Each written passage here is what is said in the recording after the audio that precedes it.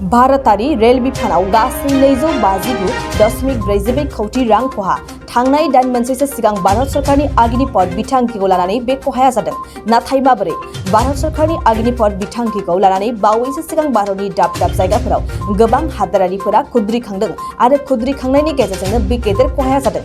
खुद्रिखांनायजों खुद्रिखांग्राफोरा माखासे रेलगारिफोरखौ अरजों सावना हानि खालामदों आरो बे हानि खालामनाया गासै 259.42 कौटि रांनि खहा जादों। बे बाथ्राखौ रेल बिफाननि मन्त्रि आश्विनी वैष्णवआ पार्लियामेन्टआव मिथिहोदों। बेजों लोगोसेनो थांनाय 15 जुननिफ्राय 23 जुनसिमनि गेजेराव गासै 2132 रेलगारिफोरखौ बन्द खालामथ'नाय जादोंमोन आरो बे समावबो गासै 102.96 कौटि रां खहा जादोंमोन आरो बन्द खालामथ'नाय रेलफोरखौ दा हगारफिननाय जाबाय होननानै मिथिहोदों।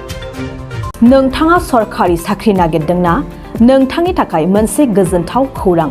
नोंथांनि थाखाय दं एडुकेट पइन्ट, जेराव नोंथाङा सोलोंथाइ लानायनि गेजेरजों सरकारि साख्रिनि गुबुन गुबुन रोखोमनि गोब्राब आनजादफोरखौ उथ्रिसारनो हागोन आरो गावनि आथिङाव गसंथानो हागोन। बे एडुकेट पइन्टआव नोंथांमोना SSC, bank PO, bank clerk, bank SO, UPSC, एफएससि, डिफेन्स, रेलवे, स्टेट इन्सुरेन्स, एएअ, एडिअ एसिस्टेन्टजों लोगोसे स्टेट लेभेल जब आरो माखासे सरकारि साख्रिनि आनजादाव गोनांथि जानाय आयदाफोराव सोलोंथाइ लानो हागोन।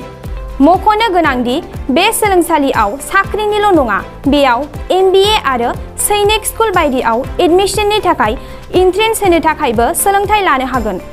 बे सोलोंसालियाव गाहाम थाखो खथानि सुबिदा दं आरो सम मथे नोंथांनि सोलोंथाइखौ बे सोलोंसालियाव होनाय जागोन।